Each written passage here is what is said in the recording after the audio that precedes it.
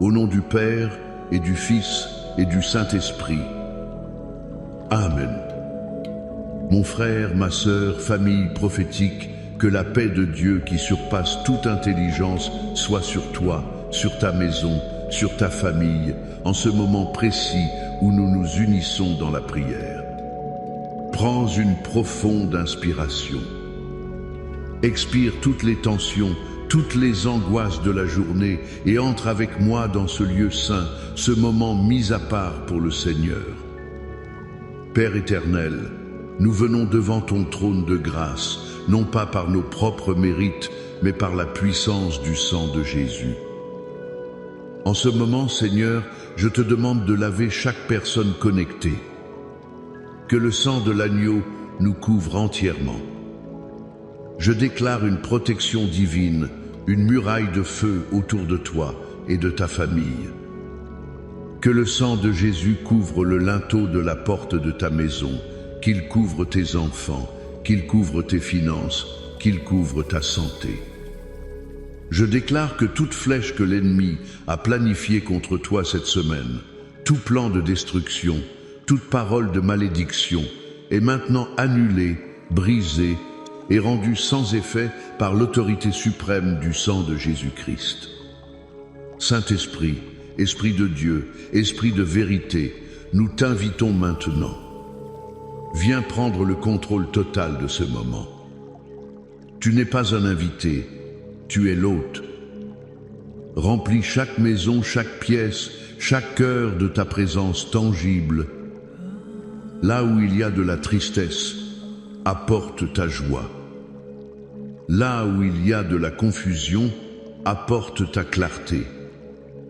Et là où il y a de la peur, spécialement la peur pour l'avenir de ton mariage, nous invoquons maintenant ta parole qui dit dans 2 Timothée, un verset 7, « Car ce n'est pas un esprit de timidité que Dieu nous a donné, mais un esprit de force, d'amour et de sagesse. » Père, au nom de Jésus, je brise maintenant tout esprit de peur qui attaque les mariages, cet esprit qui murmure le doute, la suspicion, la division. Je le chasse de ta vie et de ton foyer, au nom puissant de Jésus. Je déclare sur toi un esprit de force pour te battre pour ton alliance, un esprit d'amour pour pardonner et un esprit de sagesse pour naviguer dans les eaux troubles. Reçois-le maintenant par la foi. Avant que nous n'allions plus loin dans la parole profonde que Dieu a pour toi aujourd'hui, je veux que tu fasses un acte de foi. Dans les commentaires, je veux que tu écrives un Amen puissant, un Amen qui déclare que tu es d'accord avec cette prière de protection. Et pendant que tu y es, clique sur le bouton « J'aime » pour que cet algorithme pousse ce message de vie à quelqu'un qui est au bord du désespoir. Abonne-toi à cette chaîne, notre famille prophétique, pour ne manquer aucune de ces rencontres divines. Et je te lance un défi. Partage maintenant cette vidéo à 7 personnes. 7 est le chiffre de la perfection divine. 7 personnes dans ta liste de contacts qui, tu le sais, ont besoin d'entendre une parole de Dieu pour leur famille. Fais-le maintenant, sème cette graine d'espérance. Et je veux que tu restes avec moi jusqu'à la toute fin, car à la fin de ce message, je vais faire une prière spéciale et puissante pour briser toute malédiction générationnelle de divorce et pour annuler toute parole négative qui a été prononcée contre ton union. Reste jusqu'au bout, car Dieu va faire quelque chose de miraculeux. Le thème que le Seigneur a mis sur mon cœur aujourd'hui est d'une importance capitale. C'est la prière du psaume 91 pour la protection de ton mariage. Beaucoup d'entre nous connaissent le psaume 91 comme un psaume de protection personnelle. Nous le citons pour notre sécurité, pour notre santé. Et c'est juste. Mais aujourd'hui, le Saint-Esprit veut nous révéler comment ce psaume est une arme nucléaire spirituelle pour défendre, fortifier et blinder ton alliance matrimoniale. Le premier point que je veux que tu saisisses est celui-ci. L'abri du Très-Haut est un refuge partagé, pas un refuge solitaire. Écoute bien. Le psaume commence par ces mots. Celui qui demeure sous l'abri du Très-Haut repose à l'ombre du Tout-Puissant. Le mot hébreu pour demeurer est yashab. Cela ne signifie pas une visite occasionnelle. Cela signifie s'asseoir, rester, habiter, s'installer de façon permanente. C'est un état d'être continu. Or, dans le cadre du mariage, l'ennemi de nos âmes, le diable, fait tout pour nous convaincre que cet abri est un lieu individuel. Il veut t'isoler. Il te murmure. Va prier seul. Ton conjoint ne comprend pas. Garde tes blessures pour toi. Il ou elle va juste s'en servir contre toi. Trouve ton réconfort en Dieu, mais laisse ton partenaire de côté. C'est un mensonge de l'enfer. Lorsque vous vous êtes mariés, vous êtes devenus une seule chair. Ton refuge doit devenir votre refuge. Demeurer sous l'abri du Très-Haut pour un couple signifie prier ensemble. Pas seulement à l'église le dimanche, mais à la maison. Genou contre genou. Main dans la main. Cela signifie créer un espace où la transparence est reine, où vous pouvez vous confesser vos luttes sans crainte de jugement. C'est votre abri secret. L'ennemi attaque l'unité avant d'attaquer l'individu. S'il peut vous amener à construire des murs entre vous, à avoir des jardins secrets, des prières solitaires nées de l'amertume plutôt que de l'intercession commune, il a déjà gagné une bataille importante. Je vous mets au défi aujourd'hui, mari et femme. Faites de votre temps de prière ensemble la fondation inébranlable de votre maison.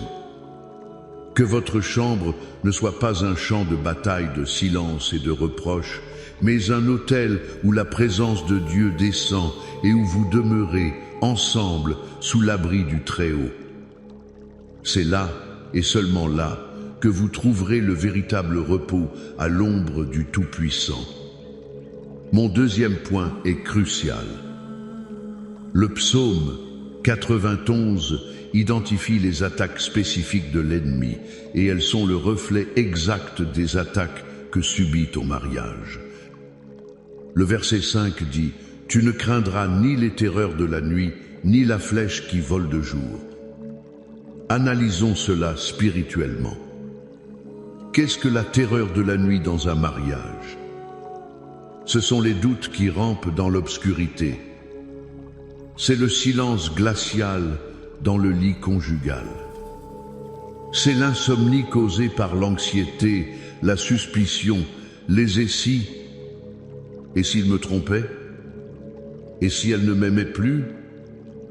Et si nous n'y arrivions jamais financièrement? Ce sont des terreurs invisibles, des guerres psychologiques menées par l'ennemi dans le secret de tes pensées quand tu es le plus vulnérable. Elles te volent ta paix et te font voir ton conjoint comme un ennemi. Et puis, il y a la flèche qui vole de jour. Celles-ci sont visibles, concrètes. C'est le message inapproprié qui apparaît sur le téléphone. C'est le collègue de travail trop entreprenant qui offre une oreille compréhensive. C'est la tentation de la pornographie sur l'ordinateur. C'est la pression financière écrasante qui provoque des disputes incessantes. C'est la critique acerbe d'un membre de la famille.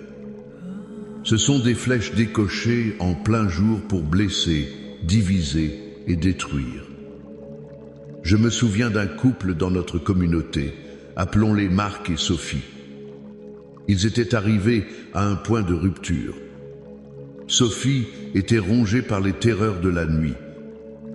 Elle passait des heures à imaginer le pire, à fouiller dans les affaires de Marc, vivant dans une angoisse constante.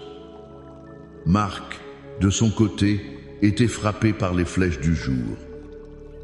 Une promotion au travail l'exposait à des voyages, à des tentations, et la pression financière le rendait irritable et distant. Ils vivaient dans la même maison, mais étaient à des kilomètres l'un de l'autre. Un soir, au lieu de se disputer à nouveau, ils sont tombés à genoux, ensemble. Ils ont confessé leur peur, leur tentation. Ils ont proclamé le psaume 91 sur leur lit, sur leur maison, sur leur union. Ils ont décidé de faire face à la terreur et aux flèches non pas comme deux individus, mais comme une seule armée unie sous la bannière de Christ. Ce fut le tournant. Dieu n'a pas enlevé les défis instantanément, mais il leur a donné la force de les affronter ensemble, et chaque victoire les a rendus plus forts. Voilà ce que Dieu veut faire pour toi. Reconnaître les attaques, c'est déjà gagner la moitié de la bataille. Et les affronter ensemble, dans l'abri du Très-Haut, c'est assurer la victoire complète. Mon troisième et dernier point est une promesse qui devrait te faire bondir de joie. Dieu mandate des forces célestes pour garder ton union. Écoute cette vérité prophétique. Les versets 11 et 12 disent « Car il ordonnera à ses anges de te garder dans toutes tes voies. Ils te porteront sur les mains, de peur que ton pied ne heurte contre une pierre. » On lit souvent ce verset au singulier, « te garder, ton pied ». Mais dans l'alliance du mariage, le tu deviens un vous. Entends ceci par l'Esprit. Dieu ordonne à ses anges de garder votre union. Il ordonne à ses anges de vous garder dans VOS Voie commune. Ce n'est pas seulement toi qu'il protège, c'est le pacte, l'alliance sacrée que vous avez faite devant Dieu. Les anges ont reçu pour mission de garder le chemin que vous parcourez ensemble. Ils ont reçu pour mission de vous porter sur leurs mains lorsque vous traversez la vallée des difficultés financières, lorsque vous faites face à la maladie, lorsque vous éduquez vos enfants. Ils sont là pour s'assurer que votre pied commun, le pied de votre alliance, ne heurte pas la pierre du divorce, la pierre de l'adultère, la pierre de l'amertume. Imagine-toi. En ce moment même, il y a des anges qui campent autour de ta maison, non seulement pour te protéger individuellement, mais pour protéger le lien sacré qui t'unit à ton conjoint. Leur mission est de faire la guerre aux principautés et aux puissances qui cherchent à déchirer ce que Dieu a uni. Lorsque tu ressens la pression, lorsque le conflit éclate, au lieu de crier sur ton conjoint, commence à crier à tes anges. Anges de l'Éternel, vous avez reçu un ordre concernant mon mariage. Gardez-nous, protégez notre union, élevez-nous au-dessus de cette épreuve. C'est une dimension de la prière que peu de couples explorent. C'est activer le soutien surnaturel que Dieu a déjà mis à votre disposition. Ton mariage n'est pas seulement une affaire terrestre, c'est une institution céleste avec une protection angélique. Marche dans cette assurance. Maintenant, je veux que nous prenions cette parole et que nous la transformions en une arme. Où que tu sois, je veux que tu te lèves si tu le peux. Si tu es avec ton conjoint, prenez-vous la main. Nous allons déclarer le psaume 91, non pas comme une poésie ancienne, mais comme un décret prophétique et vivant sur ton mariage, sur ta maison, sur ta famille. Répète-le après moi dans ton cœur, déclare-le avec ta bouche. Prenons autorité maintenant. Celui qui demeure sous l'abri du Très-Haut repose à l'ombre du Tout-Puissant. Je dis à l'Éternel, mon refuge et ma forteresse, mon Dieu en qui je me confie.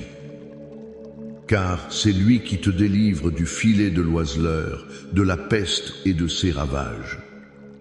Il te couvrira de ses plumes, et tu trouveras un refuge sous ses ailes.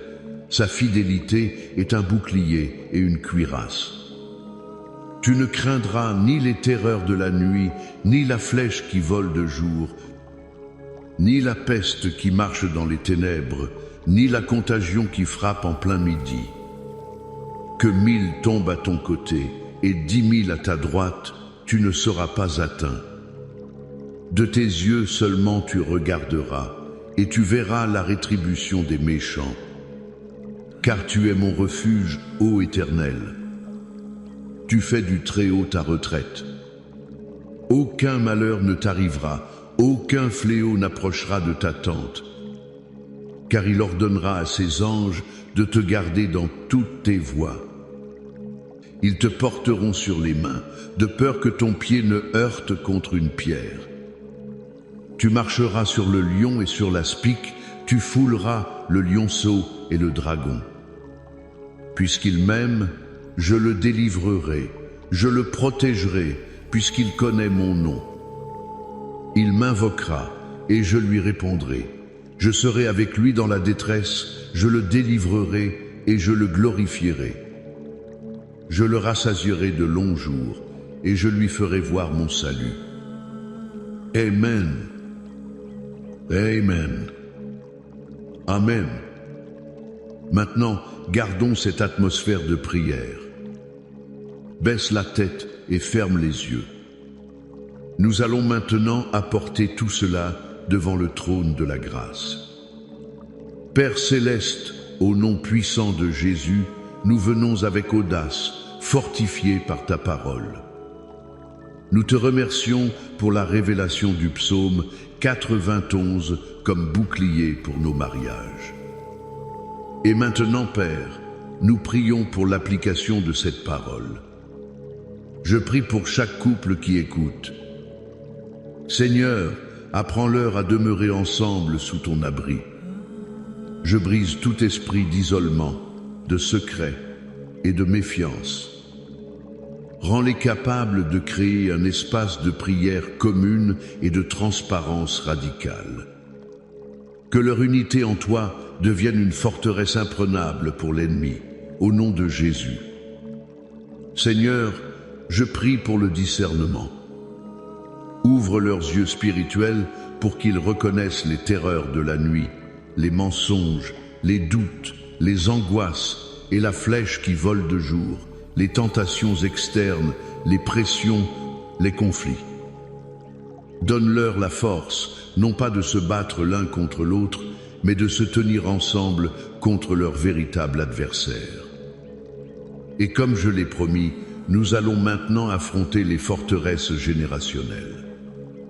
Père, au nom de Jésus et par l'autorité qu'il nous a donnée, je m'adresse à toute malédiction de divorce, de séparation, d'infidélité qui a coulé dans les lignées familiales de chaque personne connectée. Que ce soit du côté du père ou de la mère, je déclare que cette malédiction est brisée maintenant. Par le sang de l'agneau, nous annulons tout pacte, tout vœu, toute parole qui a donné un droit légal à l'esprit de division de régner sur ces familles. Je déclare que tu es la fin de la malédiction et le début d'une nouvelle lignée de mariage béni, fort et qui dure jusqu'à la mort. Toute parole négative prononcée sur ton union, même par des proches, même par toi-même dans un moment de colère, je la déclare nulle et sans effet. Je la remplace par la bénédiction de Dieu, ce que Dieu a uni, que l'homme ne le sépare pas. Et maintenant, nous étendons cette prière. Je prie pour la restauration des mariages qui sont au bord du gouffre. Seigneur, là où l'amour s'est refroidi, je commande au feu du Saint-Esprit de le raviver. Là où il y a eu trahison et blessure, je libère une vague surnaturelle de pardon et de guérison. Pour les maris, donne-leur un cœur qui aime comme Christ a aimé l'Église. Pour les épouses, donne-leur un esprit de douceur et de sagesse. Je prie pour les enfants, Seigneur. Les enfants rebelles, les enfants prodigues, où qu'ils soient, je les appelle à revenir à la maison, à revenir à toi. Que le cordon de ton amour les attire, au nom de Jésus. Je prie pour une percée financière dans les foyers. Tout esprit de pauvreté, de manque, de dette qui met la pression sur le mariage, je le lis et je le chasse. J'ouvre prophétiquement des portes d'opportunité, de faveur, de provision divine. Que tes enfants aient plus qu'assez pour être une bénédiction. Je prie pour la guérison divine. Toute maladie, tout diagnostic médical qui apporte la peur dans la maison, cancer, diabète, infertilité, douleur chronique, nous le clouons à la croix de Christ. Par ces meurtrissures, nous déclarons que vous êtes guéris. Que la santé et la force divine remplissent vos corps, du sommet de la tête à la plante des pieds. Père, nous déclarons la victoire totale. Victoire dans les esprits, victoire dans les émotions, victoire dans les corps, victoire dans les finances, victoire dans les relations. Ta maison est un avant-poste du royaume des cieux. Et maintenant, mon frère, ma sœur, reçois cette bénédiction pour conclure notre temps ensemble. Que l'Éternel te bénisse et te garde. Que l'Éternel fasse luire sa face sur toi et t'accorde sa grâce. Que l'Éternel tourne sa face vers toi et te donne la paix. Une paix qui protège ton mariage. Une paix qui règne dans ton foyer. Une paix qui garde ton cœur et tes pensées en Jésus-Christ. Je te bénis pour la semaine à venir. Que tu sois la tête et non la queue. Que tu sois en haut et jamais en bas. Que la faveur de Dieu t'entoure comme un bouclier et que sa gloire soit ton arrière-garde. Va dans la victoire, va dans la puissance, va dans la paix de savoir que ton mariage est protégé par le Dieu Tout-Puissant. Au nom du Père et du Fils et du Saint-Esprit, Amen et Amen.